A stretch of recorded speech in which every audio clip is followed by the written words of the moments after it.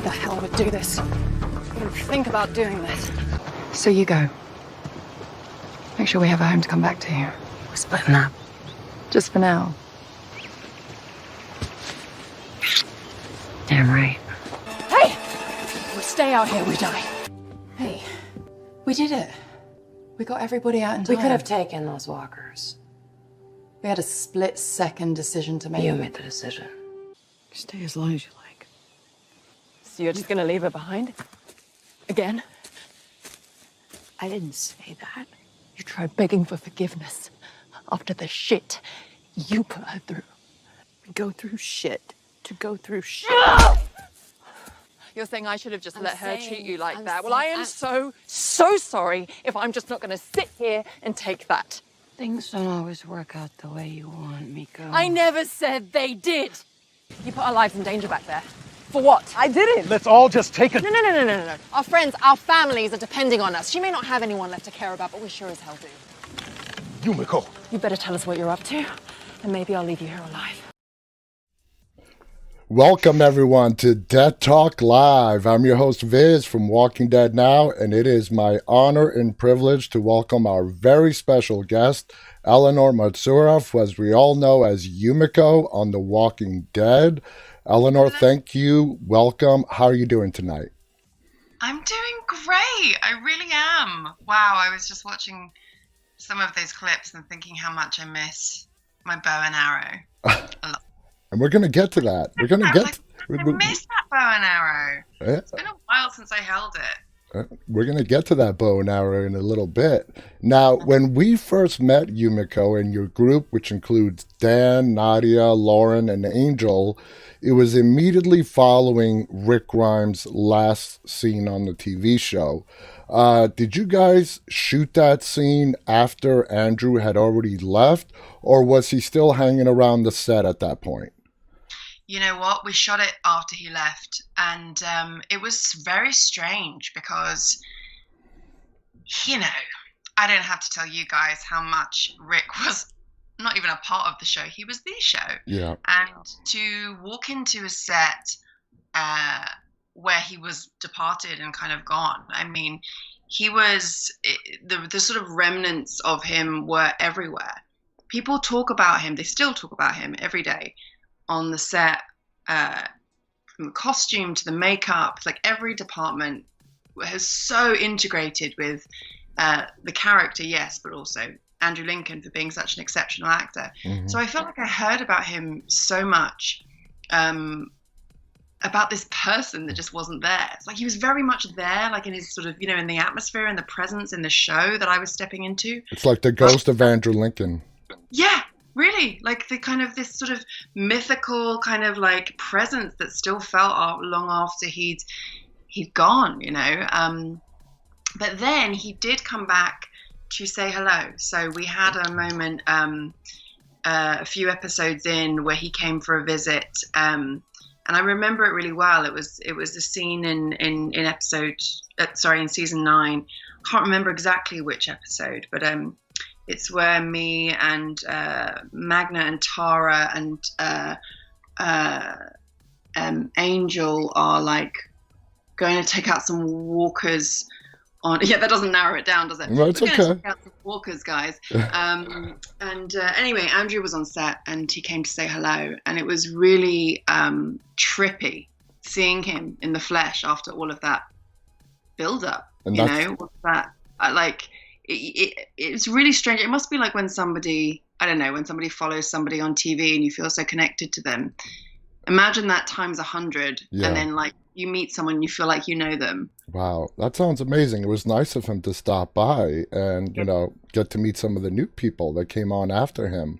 Now, since all 5 of you guys came onto the show at the same time, was there a special bond formed between you, Nadia, Dan, Angel, Lauren? Because you guys, plus Kaylee Fleming, all came on at the same time.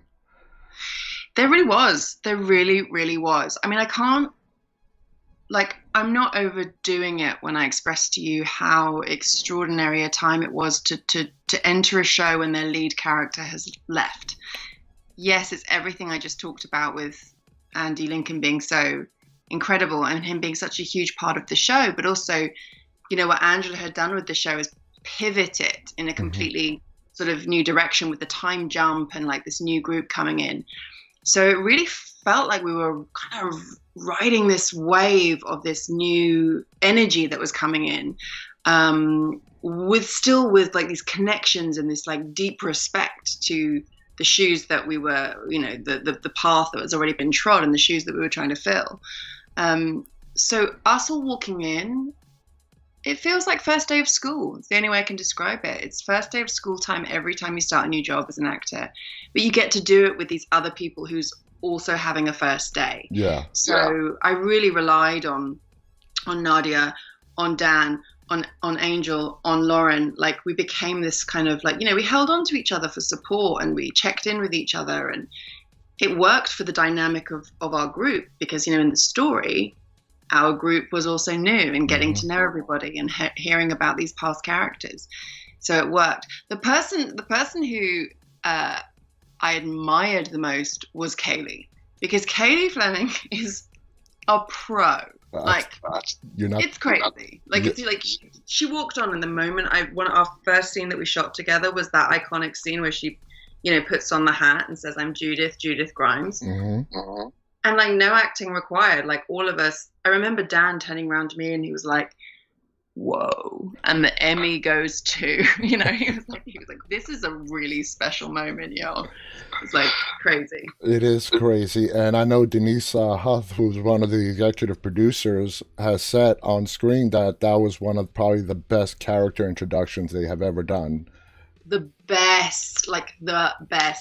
I felt, I mean, even now, like my skin gets goosebumps just talking about it. Like she's really an extraordinary actress, Kaylee. And so I think, you know, it was the mixture of her brilliance, natural brilliance and ability with the moment they created for her.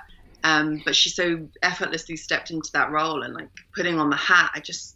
It was so trippy to be in it and also feel a bit outside of it, watching it going, "Wow, this is such a cool moment, guys. Are you too?" And I was like, yeah, no, I feel it too. And it's like, okay, cool. Just because my skin's going all tingly. You know? I totally get it. Now, was there anybody from the cast that's been there a while that reached out to all you guys to sort of welcome you, bring you into the fold in any way? Yeah, you know who really did that for us in a big way was Avi. Avi Nash. Yeah, Sadiq. Yeah, we had a lot of scenes early on with Sadiq, and the way, you know, our characters all arrived. He was the doctor, and I'd hit my head, and I had to go to the sort of infirmary where he was kind of monitoring all of that. And you know what? There's a bit of like a last person in, first person out sort of system that happens on set, which is I think he must have been a fairly new character before we all came in. He was, and he had got welcomed and embraced and so kind of enveloped by the team. And he was like, "It's my duty to pass it on to you guys and welcome you because Andy's not here, and Andy usually does that. So I'm going to take you all out for dinner, and we're going to get to know each other, and we're going to talk about the show and the scenes and have some fun." So yeah, I really remember Avi like really, really stepping up and taking that mantle, and we've tried to pass that on too. You know, like with Paola recently, like joining the show, myself and Josh McDermott and Kari all made a concerted effort, and Lauren too, Lauren Cohen. You know, to take her out and welcome her, because it's hard joining as a solo artist. So even Lauren, who was on the show before, needed to be welcomed back into the fold? Say again, sorry. Sorry, even Lauren Cohen, who was such a big part of the show before she left for a little bit, she had to be welcomed back into the fold as well? Oh, no, sorry. Would have been confusing. No, not at all. Like Lauren Cohen, she's like, "Guys, I got this. This is my house." Like, not at all. She was having Lauren back was like, again, it was trippy. It's the only way I can describe it. It was so wonderful to have her back. And No, she had that. What I mean is that she had that kind of old school, like when Paola joined, even though LC had just come back as well, she was like, "We got to go out. We got to go for dinner. We got to take her out." We heard it was Paola's birthday when she joined, so we had to, we took her out for dinner, and everyone just rallied round. Everyone just wanted to welcome everybody and sort of pass on the baton of like importance and community that I think that the show so brilliantly provokes. And that's beautiful because Yumiko is such a valuable, loved character on the show. And to hear now that you've taken on the mantle of the welcome wagon for any newcomers is awesome. Now, you guys were on the run since your own community fell when we first met you. In your first scene, Yumiko gets hurt in the battle with the walkers. You fall, you hit your head. After seeing a community that you were part of, that you lived in, fall, what made you feel that either Alexandria or Hilltop can provide you any safety? What got rid of that skepticism? Well, this is not going to work. We already see this destroyed. How do you explain that? Such a good question, actually. You know what? I'm thinking more and more. I think it's about hope. And I think we see a lot in the Walking Dead universe. The characters that we're drawn to the most are ones that have this sort of hope. And I think hope can sometimes be misconstrued as naivety. Mm-hmm. And so we see it fail again and again, people trusting people or people trusting communities that turn out to be bad or flip it on its head. But for that sort of small percentage of a chance that it's good and that it works and that humanity can be restored, because they're living in this world now where everyone's just searching for connection still, and everyone's searching for humanity and community. And if you're really truly searching for that, I think there's risk involved in that. And so I think that truthfully, the group that I came in with, yes, we're strong. Yes, we can fight. Yes, we've seen some shit and we've done bad things and had bad things done to us. But still underneath it all, for Umiko anyway, I can only speak for Umiko, really is she is hopeful that there is still goodness in the world and there is still people out there that share the same values and have the same optimism and goodness as her. And if you don't have that, then what is the point? What is the just going to be a whisperer, right? Exactly. Just everything, nothing means anything. So I feel like this show does that very well. Encourages the characters to kind of really show fundamentally what they stand for. And I think Umiko stands for hope. And I agree. I absolutely agree with that. We're going to take a video question now from our executive producer, Marko. I'm going to go ahead and play that for you right now. Hi, Eleanor. Thank you so much for being a guest. You were introduced to us in the 5th episode of Season 9, which was very important because it was Andrew Lincoln's last episode. Now, do you feel that there was a little bit less pressure coming on the #1 show in the world with an ensemble of actors as long as you came on with Dan and Lauren and Nadia and Angel? Or did you think it would have been a little bit more difficult if you were just been introduced on your own as a solo character? Thank you so much and stay walking. All right. Well, yeah, as we said, we kind of talked about that. Yeah, I think it would have been so much more terrifying joining as a solo actor. You come in with a little posse of friends. Okay, we'd only just met in real life, but you're all in the same boat, so you can share the nerves and you can share the experience. And as I said before, all of that stuff feeds into the characters. The characters when our group when we arrived at Hilltop, that's how we felt. That's everything that they felt arriving at Hilltop was how I felt as an actor arriving in Atlanta and going to the Walking Dead set the first day. I was nervous. I was worried about people liking me. I was worried about fitting in, making a good impression. It's all part of the journey, and it's great because it feeds into the dynamic of what we're trying to create.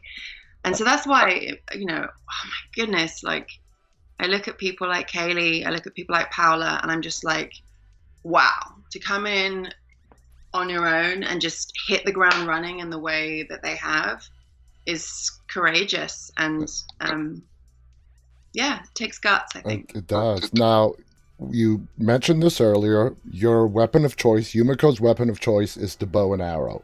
Mm-hmm. Did the show provide you any kind of training on how to properly use the bow and arrow, or was that a skill that you might have already had in real life? Yeah, I just walk around London, like, taking people out with a bow and arrow. And so it was lucky that I got a job where they. It's funny. I have been given a bow and arrow quite a few times over like the course of my career. People keep just like handing me a bow and arrow. They're like, "Oh, I guess you'd look good with a bow and arrow," and I'm always like, "Okay." And it's become this weapon that I've, many a job I've had to use this weapon. But obviously now on Walking Dead, it's like my signature weapon. Mm-hmm. And they have totally supported me with that. In the comics, Umiko has a bow and arrow, so I think they stay quite faithful to that. Yeah. And I think I'd only arrived in Atlanta from London maybe 2 days before I was out, fight training and using the bow and arrow and hitting the targets, and just kind of getting used to it. Because, with weapons on the show, we have to believe that these characters have been using them for a while, and it's their weapon of choice because they naturally have an affinity with it or are good at it. So I was concerned about that. I wanted it to look like an extension of me, so Gotcha. It doesn't matter that I hit, a bullseye every time. That's not important. No. What's important is that it feels like I'm comfortable with it, and that I can kill a lot of walkers. Now, being on the show for 2 seasons, do you feel a lot more comfortable with that prop weapon now than you did in the beginning? Yeah, I do. It's definitely, every season becomes easier. I'm also getting kind of more inventive with it. Like it was cut, I think, from the Battle of Hilltop in season 10, but I was doing a lot of fighting with the bow and arrow, and I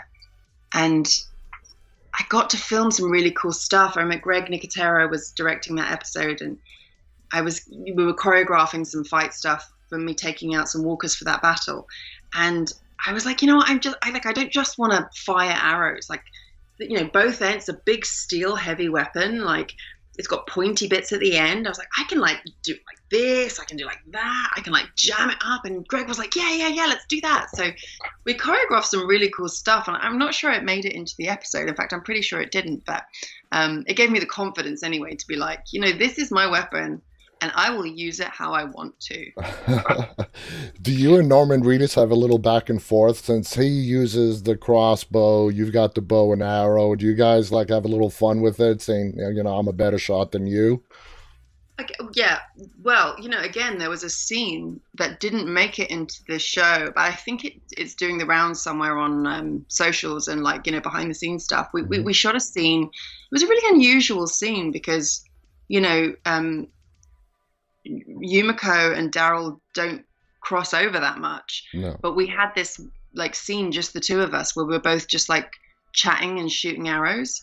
It was kind of this really cool, quiet, buddy scene where we were just venting our woes and shooting arrows and talking about our worries, and it was really cool. That would have been great to see. I know. It sucks they cut that. Media somewhere. I think they released the scene, but it didn't end up making it into that particular episode. But we spoke about it a bit on set, and Norman's vocal. When I first joined the show, I remember him saying to me a couple of times, just be careful, when you do that, or because I use a prop weapon in the actual show, which is lighter. When I'm not firing it, I can use the heavy one, the real one. But if there's arrows in it, it has to be the dummy one. Yeah. And Norman's quite good at giving me tips on how to, because it's really heavy, so you can't look. It's too easy to draw back. Things like that. He's a pro now. He's a pro. Yeah, he's been doing this for 10 years on the show. Now, now Yumiko and the rest of your group uses sign language to communicate with Connie. played by Lauren Ridloff, and now Kelly as well, played by Angel Theory to some degree. How long did it take you to learn, and did you learn American Sign Language on the set? And then also follow-up to that is, I heard that a lot of the other cast and crew were interested in learning sign language as well. Is that accurate? So true. It is. Wow. Take a guess at who's the best at it, who doesn't naturally do it but learned it really quickly. I would say probably Norman. Oh, interesting. Actually, he is good because of the whole Donnie situation. But no, you know who it is. It's Kaylee. Get out of here. You know, the younger learn so much easier. It's legit amazing at ASL. It's just another talent that she has. Yeah, and like it was no big deal. She was just like, oh, I know the alphabet. Like she picked it up like that. I've been like trying and studying for like months and months and months, and Kaylee just got it. She was just like, okay, that's cool. She's incredible at it. I love it. Oh God, Lauren Ridloff is, can I just say, apart from being just the most all-round queen and excellent person, she's so patient with me. I'm constantly asking her questions. What does this mean? How do I say this? How do I do that? You know, and she's just always teaches me and helps me. And because I think she knows also that I'm a keen learner. I'm not very good, but I'm trying. Yeah. And she has two incredible interpreters on set with her all the time, as does Angel, actually. Angel also has an incredible interpreter with her on set. And so they kind of, they're around anytime we're doing a scene, anytime we need to figure out how to communicate certain things. Is that your dog? Yeah. I think my wife just came home from work, and that's why he's barking. That was so funny because my cat was just about to jump up. If anyone watched me in interviews before knows that I have these two crazy cats that love to be interviewed. So gotcha. No, that's fine. If they come on, that'd be awesome. They always do. Like, watch out. So, but yeah, I'm a very keen learner, and luckily both Lauren and her interpreters are so patient and brilliant, and like always are there to like help and explain. So I've picked up a fair bit as we go along, and I love it for so many reasons. And I really want to say this without I hope sounding in any way kind of like trite or whatever, but like, put it this way, like in the apocalypse, what a cool way to communicate that's safe. That like it's such an incredible tool, an incredible way, valuable way to silently communicate and safely communicate with people that keeps you out of danger. And we saw that in an episode where Dan communicates with Lauren to save that baby that was left behind by the Whisperer. Right, and you saw it a bit in the finale too, or is that right? Or is it in the tower? You know, like when they were like communicating with each other. I think it was Aaron was there, and Alden. Yep. They were like communicating a little bit, and that would have all, like, we talked about that. It's like Connie would have taught them that. Yeah, you know what I mean? It's when they're in Alexandria and Beta and the Horde are down below, and those two are up in the barn tower, and they're communicating with sign language. Like it's an incredible tool to communicate. Like in this environment, it's a weapon. You know, it's extraordinary. So, I love it, and I love it on a personal level as well, because. Well, that's my next question. Do you feel comfortable using it outside of the show if you come across somebody that you need to communicate with? I mean, at least to. Not quite. I tell you why. Because also. ASL is different to BSL. Yeah. So some of the words I pick up here in London are actually completely different in ASL. So I'm kind of trying to learn too. I definitely don't feel confident enough yet to like have a conversation with somebody, but I am going to try and learn a few phrases so I can impress Lauren next time I see her. Did you guys miss Lauren while she was during her absence off the show? But glad she's back. So much. I love Lauren Ridloff so much. I'm actually obsessed with her. I missed her so much. Everybody did. It was she's really made such an impact on the show, and not having her around obviously for great reasons. But yeah, it was hard. But what was cool was that when I flew back to London, I got to hang out with her here for a bit. Oh my God. I talked to so many Walking Dead fans in a day, and one person asked me, when is Daryl going to kiss someone? I'm like, I don't know. You're asking the wrong person. I'm like, we want Connie and Daryl. Who do you want to see him kiss more, Carol or Connie? Carol? No. Carol and Daryl, no. For me, no. They are brother sister. Yeah. That was cemented I don't want that. The vast majority of my viewers don't want that. They want Donnie. They want, Right. they want... They want to maintain that beautiful familial relationship with Carol and Daryl, but they want Daryl to be happy in love. Yeah.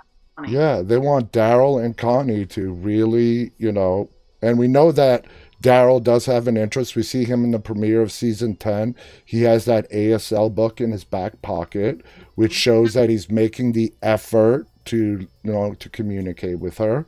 So we're all hoping, and I hope one day to have an answer to the person who messaged me, when is Daryl going to kiss someone? I'm like, I don't know. I feel like telling you, Eleanor, please go up and give him a kiss on camera so we can put that issue to the side. Like, obviously nothing personal against Norman, but I don't think he's Yumiko's type. I gotcha.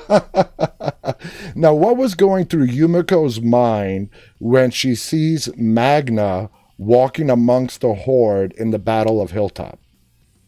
Oh my gosh, that scene was crazy. Well, I tell you what, and totally honestly, when I read it, I thought I understood it in the sense of I knew exactly how I wanted to play it. Mm-hmm. I was like, okay, so I know Magna's been missing. I know that I'm worried about her. I know we left things badly. I know how we're going to play it. I know how I'm going to feel about this scene. And I asked, again, Greg was directing that episode. And so I asked Greg if I could not see Nadia before we shot the scene. So that's kind of often a little bit awkward to do because, in between shots, all the actors are like hanging around set and like, we're talking and milling about. But I just thought, you know what? I haven't seen her for so long, like in life and also as characters in the show. I was like, let's just not look at each other until the shot and see what that brings up.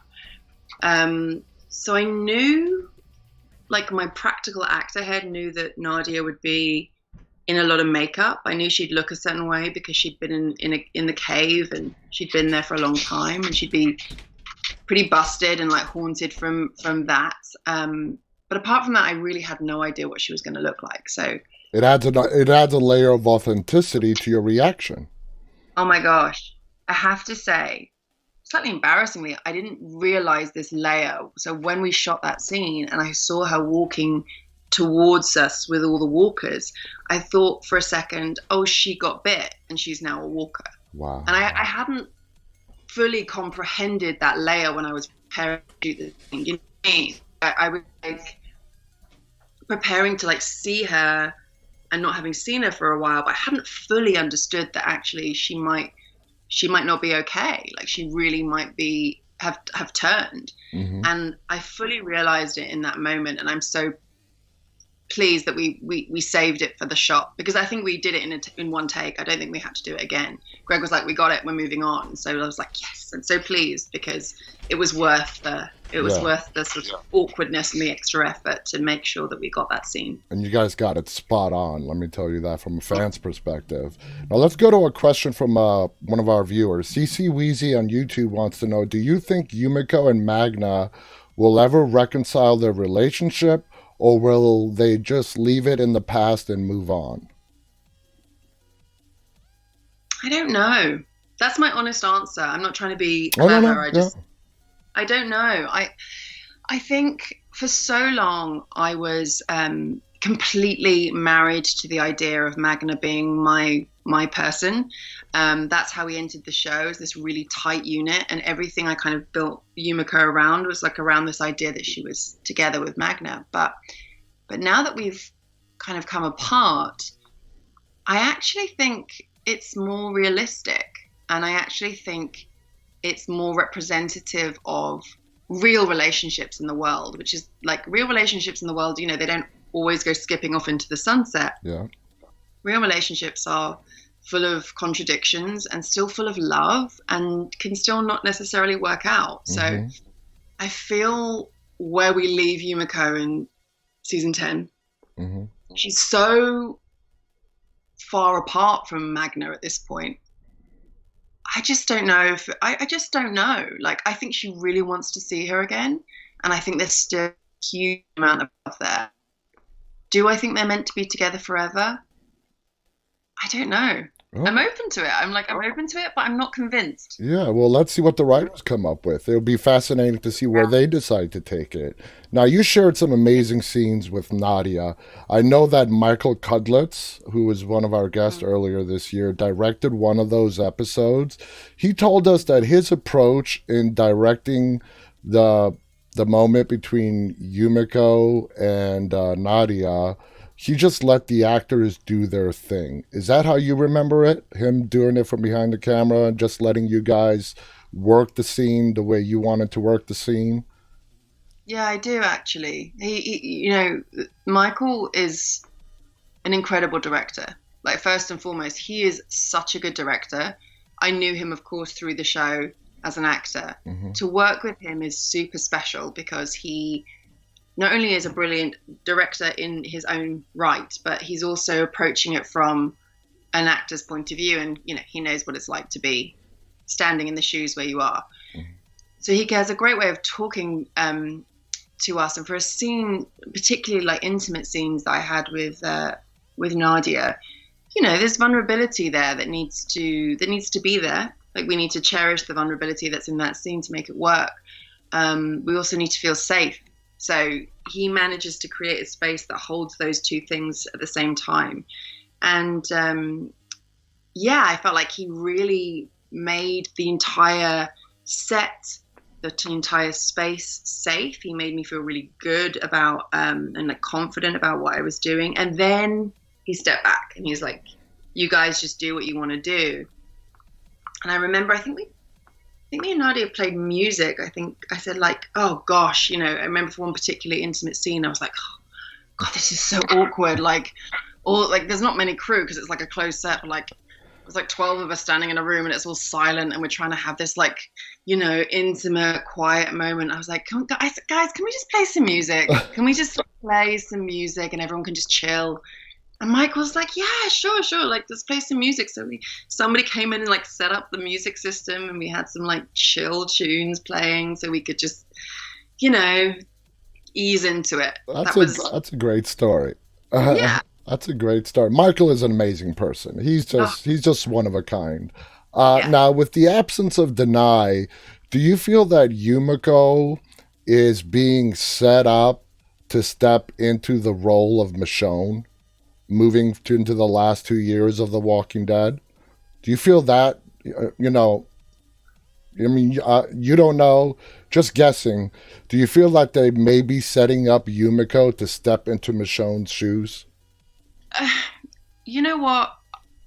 Because this question's come up before, and yeah, you're right. Like, first and foremost, I really don't know. Oh, no. But here's how I feel about it, and it's mixed feelings. First of all, I'm slightly in love with Denai Guerrero. Well, a lot of people are. Right? Like yeah. She's awesome on the show, what she did, like her arc with Michonne. She was the first kind of big character that, of course, Yumiko meets on the show and like interacts with on the show. So, again, not just as Yumiko, but like personally as an actor on the show, she was the person that kind of was leading by example, and I really like watched her, and I was just so in awe of her work and how she is as a person. Offset too. So to even kind of be, and I mean this genuinely from my heart, like even to sort of be kind of characters and stories aligned with her in this universe, is like potentially kind of stepping into her storyline is an incredible honor for me, and I'm like, whoa, that would be kind of insane. Story wise, yeah, it makes sense. It makes total sense. we revealed that Yumiko was a lawyer. If you follow the comics, we know that Michonne was a lawyer. You were Magna's lawyer. I was Magna's lawyer. Yeah. Exactly. Yeah. So kind of unprofessional right there, getting involved with your client. I don't know what you mean. Don't know what you're referring to. Yeah, no, yes. Like, lines were definitely breached. I think they have similarities in a lot of ways, actually, Yumiko and Michonne. So, and that's not me trying to be mysterious. Like, I think that's all I know. Oh, I know. I totally believe. That's why I'm asking the question, because I know you probably don't know. Yeah. Now, we as viewers don't get to see how Yumiko becomes the sort of de facto leader of Hilltop. There's some little minor time jumps between seasons 9 and 10 and so on. Did the writers ever come up to you and explain, okay, during this time period that is not being filmed, this is what happened, and this is how Yumiko became the leader of Hilltop at the moment? Because we don't see that. We don't know how it happened. Honestly, I never felt like I was the leader of Hilltop. It's something that's been a bit vague, and I think has been maybe taken out of context a little bit. Like my conversation, I had one conversation about it with Angela, and Angela sort of said to me, look, like at the moment, with the huge loss that had happened at the end of season 9 with the heads on spikes and that devastating episode in episode 15 of the 9th season, like, there's all these sorts of gaps and these holes had been left in the communities, and becomes a bit of a chess piece of like who wants to fill that role. And I think with Hilltop, it wasn't so much that like, oh, Yumiko's a natural leader, she's now that they've appointed her the leader of Hilltop. I kind of just think it was like no one else is around and people aren't taking the reins. Yumiko is a really good organizer, and she's very practical and pragmatic and headstrong, and she's just like, I'm just going to get on with organizing stuff and tell me to stop if you want me to stop, or tell me to do more if you want me to do more. I think she was a kind of proactive but sort of neutral chess piece in the Hilltop thing. So I think because she was one of the people that had found the heads on spikes, like the absence of Tara, who was leading Hilltop before I was sort of managing it, was very real. I saw that death, and I saw the vacant spot that she left once she was murdered. And I think Yumiko would never just sort of take it upon herself to step into those shoes. I think it was a bit of a group effort, and maybe most of the responsibility inadvertently fell on Yumiko's shoulders. Does that make sense? It makes complete sense. The way I understand it is Yumiko stepped up, made some suggestions, and after a while, people just started turning to her and just listening to what she said. And that's why I use the word de facto. They sort of look to you for leadership, and that makes absolutely perfect sense. And you mentioned Tara's death. When you first brought on, we also lose Jesus. What was it like losing Tom Paine and Alana Masterson? Tom Paine left very soon after you came onto the show. Yeah. You were there in that scene where he died. And then, of course, Alana Masterson, Tara with the head, and the Kingdom Massacre. What was that like? Awful. I mean, just really awful. It's always awful losing people on the show. Absolutely part and parcel of the show. That's stepping on. Like you literally every week you're like, it could be me, maybe it's me that dies this week. Like, that's absolutely a real thing. So it's not surprising, but it still doesn't make it like any less like painful, I guess. Mm-hmm. Well, Tom Paine and I went to the same drama school. Like, I knew Tom before. Yeah, like we go back quite a few years. So wow. So I remember thinking when I joined the show, I called him. And I was like, oh, this is so crazy. I'm joining the show that you're on. And he was like, oh, this is great. And then he died. And then I became really good friends with Alana. who's like the coolest person ever. We hung out a lot. You know, I have a baby, she has a baby. Like, we had loads of things in common. She's so much fun to be around. Then she died. Yeah. And then I'm also really good friends with Avi, you know, and then Sadiq died. So I'm starting to think maybe it's me. I was like, wait a minute. Now, sorry to break it to you, but it's been going on for 10 years. Yeah, exactly. Yep, that's just the world of the apocalypse. Now, given that Yumiko was an attorney before the apocalypse, now that they have reached what, you know, we all know is the Commonwealth, is Yumiko the best candidate to step forward and meet whoever's in charge of the Commonwealth? In the comic books, it's a woman by the name of Pamela Milton. I don't know if that's how they're going to go on the show. I'm not asking you to reveal that or not. But is Yumiko the best person, the diplomat of the group, to step up and start negotiations with this brand new community? You know what? I'm going to say something really un-British. And I'm going to say, yes, I think I am the right person to step up, actually. Because look at our group. You know, we've got the amazing but like really dynamic and really volatile princess who hasn't like been with people for like a year. And that could be problematic. We've got Eugene, who has got so much invested in his relationship with Stephanie that, you know, he might not want to compromise or give away anything. And not only that, Eugene is an acquired taste when it comes to talking to her.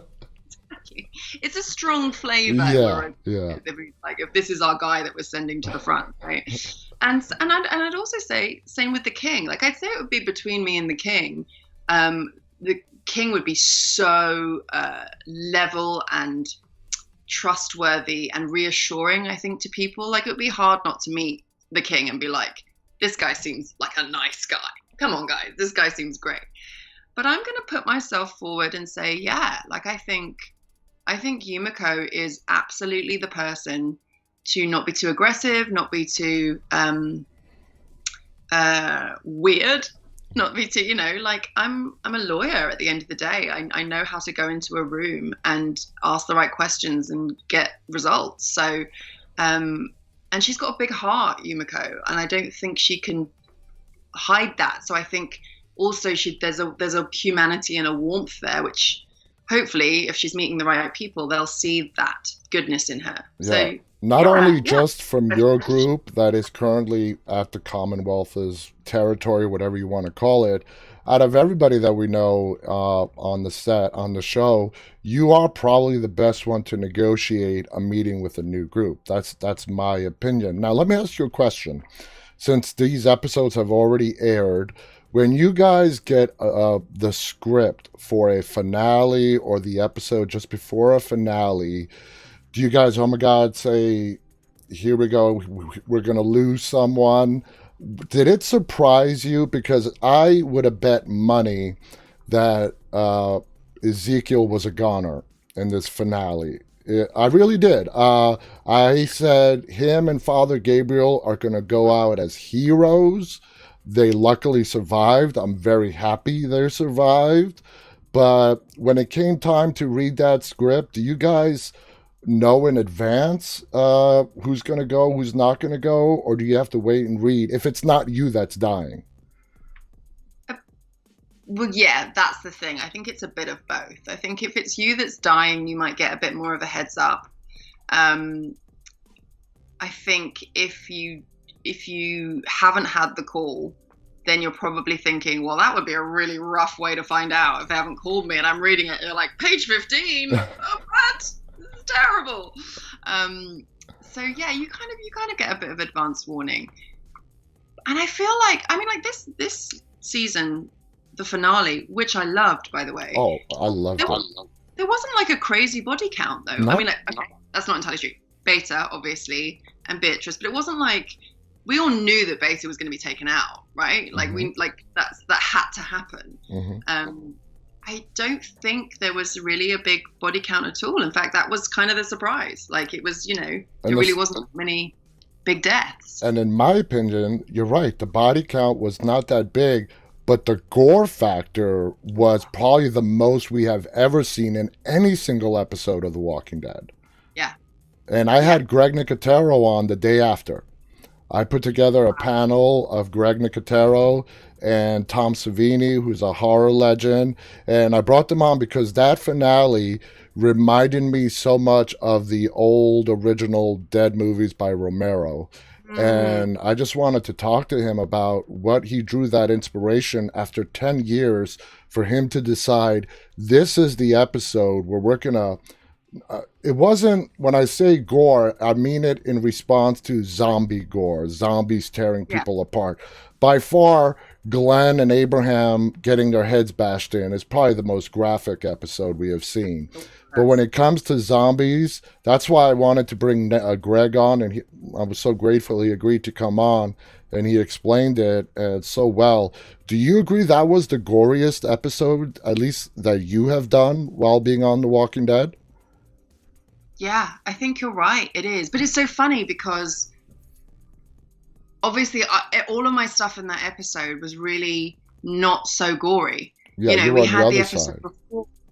Yeah, I was kind of on the other side of it. So I didn't have the big herd, which looked like Glastonbury Festival. Do you guys know what Glastonbury is? It's like a massive music festival. It's like Coachella. I just thought that big sort of swarm scene with him, I just was like, oh, it's like a music festival. This is very triggering for me. But yeah, that gore and like the kind of, I mean, think about it, it was the finale of the Whisperers' War, right? Yeah. And the Whisperers, notoriously gory the whole way through the season, like notoriously kind of dark and particularly nasty with their kills and their sort of skills, let's say. So this had to be sort of representative of a finale that honored that, I think, and I thought Beta's death in particular was so beautiful. Whoa, like it was beautiful. incredible death. And also just so simple and like kind of almost more dark in its simplicity, So yeah, what was cool, because I didn't experience that on set as an actor. I felt like I was in a completely different storyline, which is actually less to do with gore and more to do with kind of a mission and more to do with kind of like, a search party and a sort of excursion kind of thing. So when I watched the finale, I could watch all the stuff that everyone else had filmed and their side of this of the storyline, and just appreciate the gore as like a fan. Just appreciate it as an audience member. I was just like, this is amazing. You're right. It was a remarkably gory ending. It was. And truly tense. It was. Let's take another question from another viewer. Zachary Thomas John on Instagram wants to know, what were your feelings when you read the script that you were going to give a right hook to Melissa McBride? Oh my God. Well, I freaked out because I was like, it's Carol. I can't punch Carol. I love Carol. She had it coming this season, though. Yeah, you know what? Like, that's pretty much what the writers said to me. They're like, somebody's got to like slap her out of it. Mm-hmm. And I was like, well, why has it got to be me? But then, once I'd sort of got my initial kind of like freaky deakiness out of the way, I was like, I remember I was sat in the makeup truck and Melissa walked in and I was like, Melissa, oh my God, I have to punch you. Oh my God, I'm freaking out. And she just looked at me in her very Melissa right away and she was just like, I know, this is going to be fun. And I was like, oh, okay. She's so up for this. She's just going to like let me do what I want and she's going to be completely 100% on board. And then I thought a lot about, why Yumiko does it and what drives her to that moment. And I do think it's justified. It is.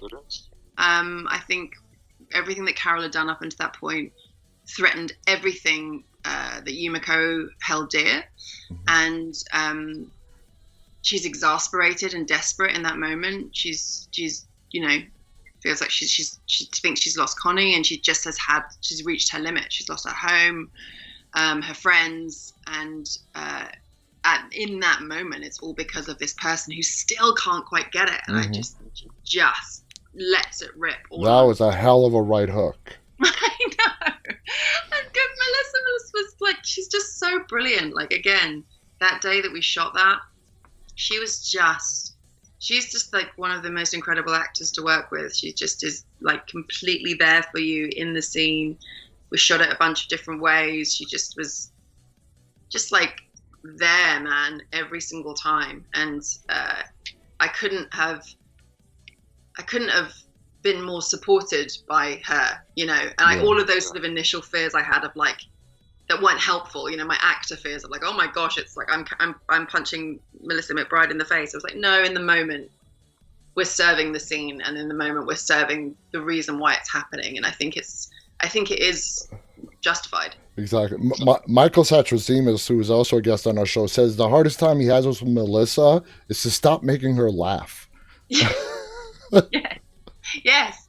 Yeah, she's a giggler. She is. Now, I remember saying, I believe it was when you were introduced on Talking Dead, that when you got offered the part or were flying to the U.S. for the audition, you had never watched a single episode, and you did this binge on the airplane ride over. Is that true?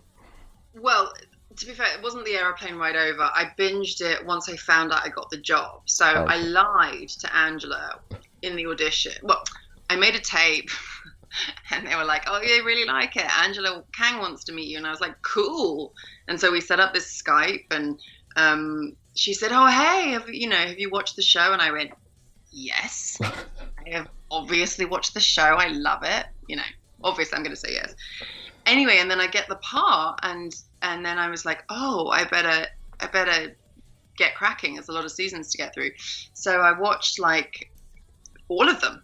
And I watched them all in a very short space of time. So it wasn't quite as short as like an airplane ride over, but I watched all 8 seasons in, I think, a week and a half. That's a hell of a binge. It really, really was. But you know what? I'd recommend it. It's a very interesting show. It is fun. Now, looking ahead 2 years from now, when the show does air, the original show does air its final episode, and we're going to get these spin-offs.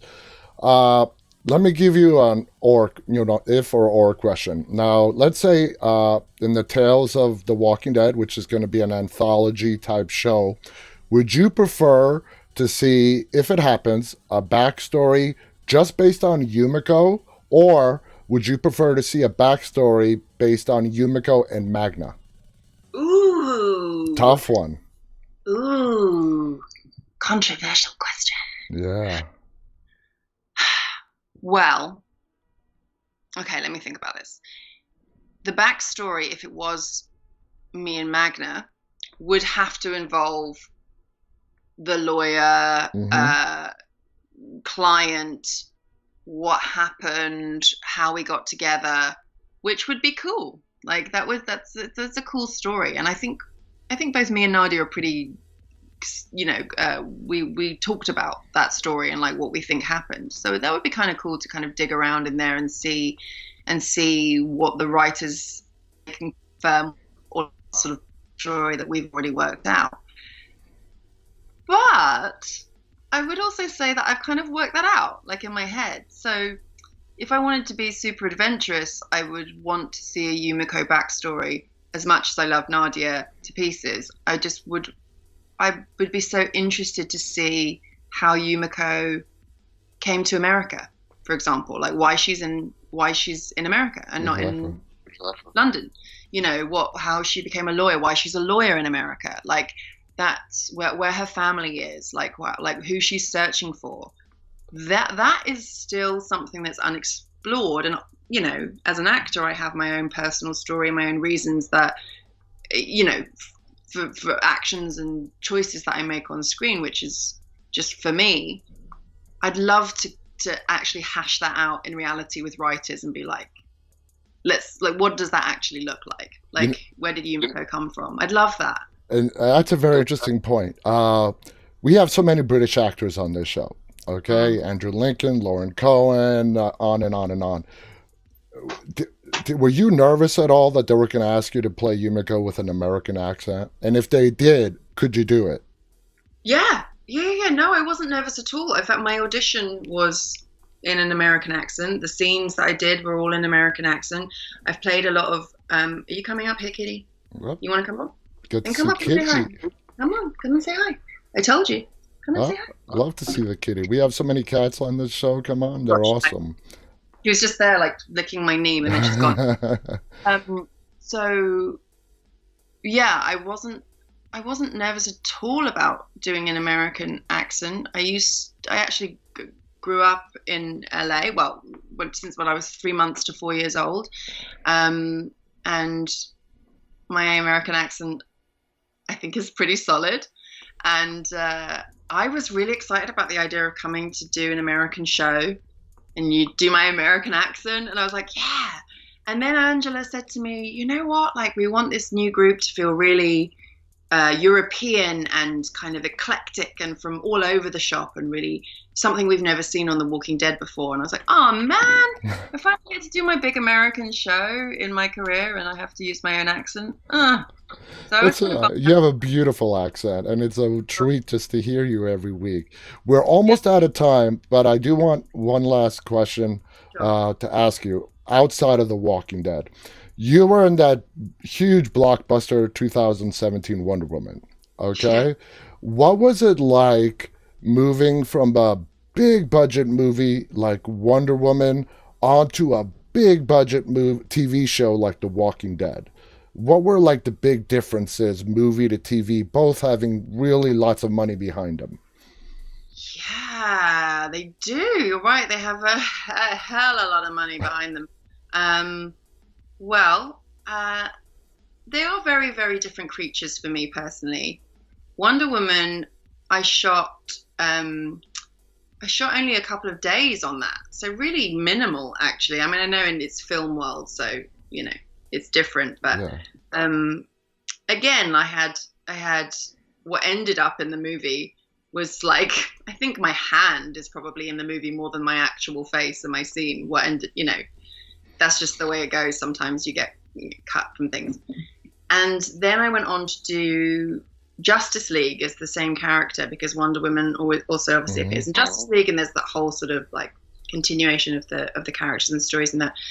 So it ended up being a huge part of my life, even though the sort of product of it wasn't visible. Like, it wasn't very, hi, come say hi. There she is. Beautiful cat. Daisy. Oh, what's her name? Daisy. Daisy. Why are you being shy now? You just interrupted me. Now you're being shy? Okay, come on. So I ended up doing a lot of like training, and we had to all become Amazonian warriors for Wonder Woman. So it was very, it was a whole thing. It was a whole chunk of my life, which I spent like in the gym, pushing weights, doing all this stuff. And that was a lot. And so much of it didn't end up on camera, which was mad. Whereas with Walking Dead, you always feel like you never have enough time. You know, like we're doing a script every 8 days. You're against the clock. You know, you always wish you had more time, or there was more light in the day to finish that scene, or and it's good. It works for the show, and we get it done. But it's a different mechanism in TV. You know, you have to just kind of roll with it. And so, weirdly, I get more out of it. I get more time, even though there's no time, like on set. Like, I get more time to be me as a character, me as Yumiko. Yeah. And you know, I think it's a character in the show is sort of more valued, I suppose. Whereas, you know, no disrespect to Wonder Woman, but Wonder Woman's about Wonder Woman. You know what I mean? Like, Wonder Woman's about Gal Gadot in that outfit. Wow. But like, for like, you know, Walking Dead is about community and group effort, and that's awesome. I get a lot more out of the Walking Dead. That's awesome. We're out of time. Eleanor, you have been fascinating. Thank you so much for joining us tonight. Everyone on the screen loves you. The hearts are just flying left and right. Oh, thank you guys so much. It was so lovely to talk to you. It's really wonderful. Thank you for coming. Yes, thank you so much for being here with us. Any final thoughts you want to say? Oh, I'm just so excited to get back to next season, and I just can't wait to see all of you fans the next time we can see each other and hug each other. I really miss it, and I can't wait. We can't wait to see you as well. Guys, thank you so much for joining us. This has been an amazing hour. I'll be back on the air tomorrow night. From Eleanor and myself, stay safe, and guys, stay walking. Bye-bye. Bye.